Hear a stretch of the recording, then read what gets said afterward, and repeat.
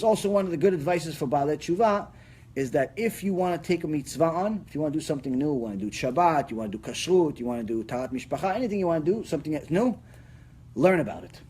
The more you learn about a mitzvah, the more you connect to that mitzvah. The more you connect to that mitzvah, the more you have will power to do that mitzvah.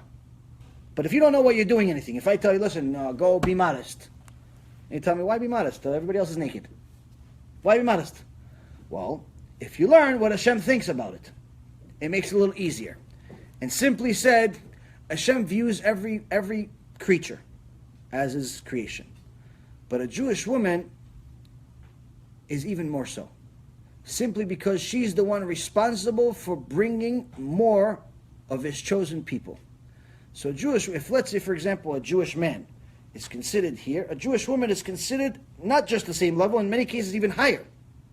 For example, Sarai Imenu was a higher level prophet than Avraham. She was a higher level prophet than Avraham. That's why Hashem said to Avraham, listen to your wife. So now, a Jewish woman, if she was, let's say, if we use the analogy of a diamond. If we use an analogy of a diamond, I don't know, I read recently that there was the most expensive diamond that was ever sold, was sold recently for $71 million. It was a pink diamond. Pink diamond was sold for $71 million. Certain carats, certain clear, all types of stuff. Oh, it's a cool looking stone to me, but point is that it was a diamond, it was $70 million. The lowliest of all low Jewish women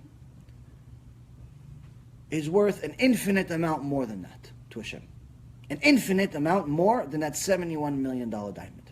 But now let's say you took that $71 million diamond. You have a $71 million diamond, pink diamond, cool class, I don't know, do something on it, put it on the arm or something, put it on your head, whatever you can do with the diamond. But what are you going to take this diamond and you're going to go on the street, like, hey guys, look what I have. Hey, look, I got a diamond. I got a diamond. You can do that in the middle of 5th Avenue, 47th Street. Hey guys, look, I got this big diamond, $71 million. Ha ha! I got $71 million. You gonna do that? You're gonna go in the middle of Florida and say, hey guys, I got $71 million diamond.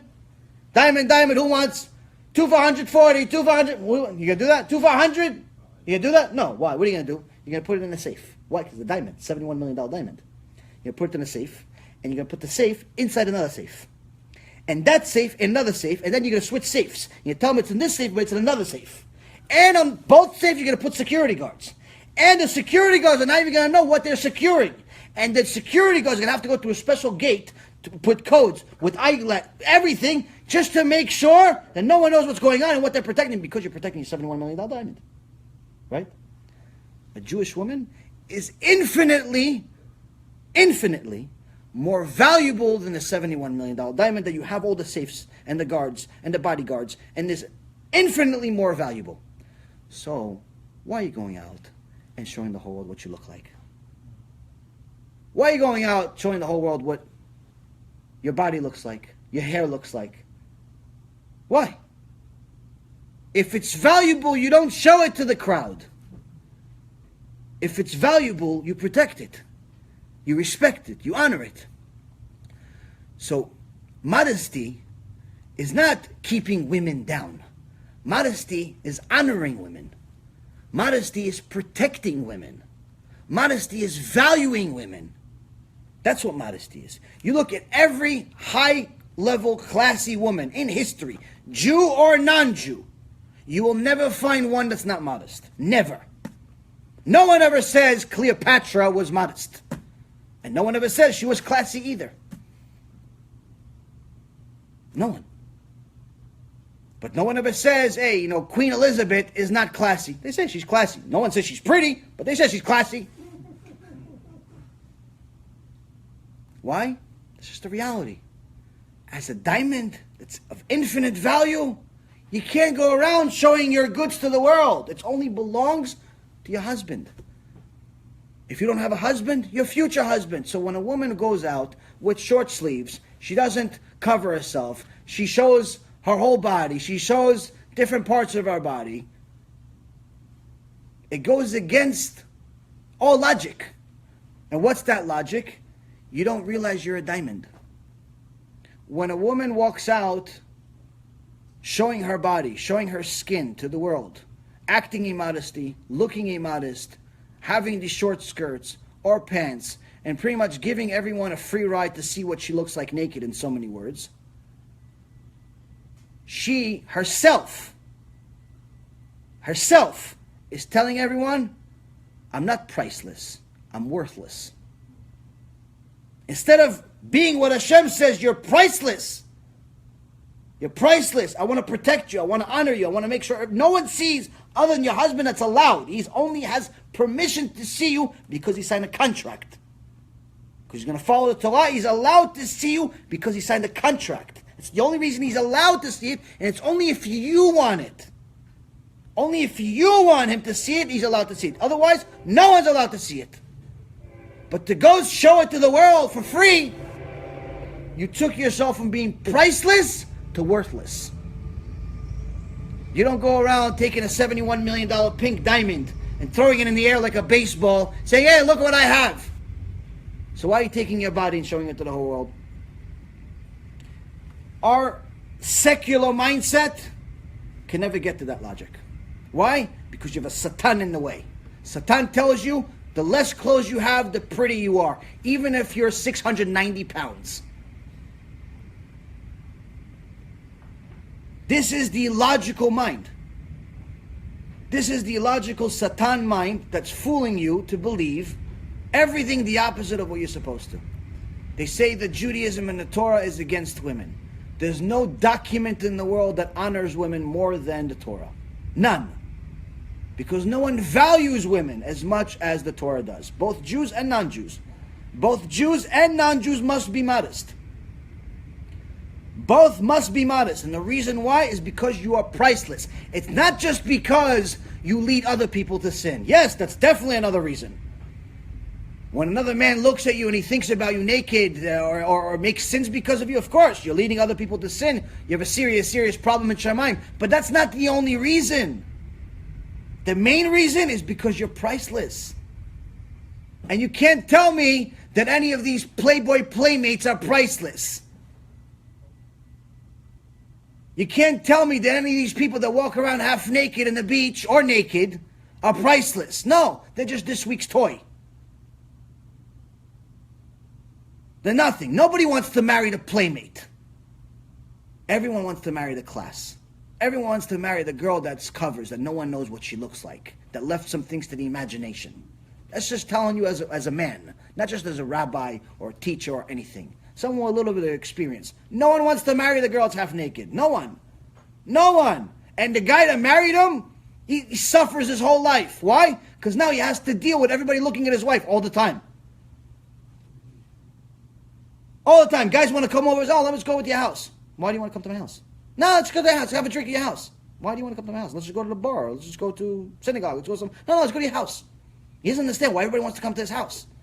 Why do you want to come to my house? No, I'm going to go to your house. What do you mean? I'm not going to be there. How are you going to go to my house? I'm not going to be there. You're going to be... No, I'll talk to your wife. Talk to my wife? Why do you want to talk to my wife? Why do you want to talk to my wife? People are so surprised that there's cheating and divorce rates. It's not a surprise. It's not a surprise. You did it. You did it. You cooked it.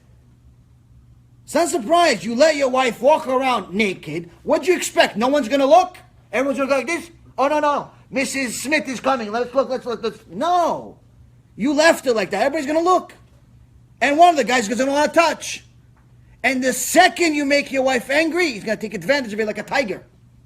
Oh, he makes you angry? Yeah, I'll treat you much better. I wouldn't do that to you. Everybody is the Mr. Don Juan. Everybody's Don Juan with the frail woman that got yelled at by her husband. Why is he even in that position? Because there's no modesty. There's no modesty in speech. There's no modesty in behavior. And there's definitely no modesty in clothing. It all starts there. Torah keeps you away from that stuff. Keeps you away from that stuff. It doesn't happen. It doesn't happen if you follow Torah. It just doesn't happen. Why? You don't let it happen.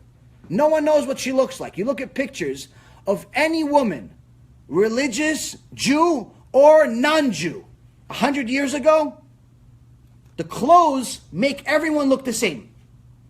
So, big, it's all wide, all you see is a face. Pretty face, not so pretty face, some pretty, whatever, everybody's the same. No one knows anything.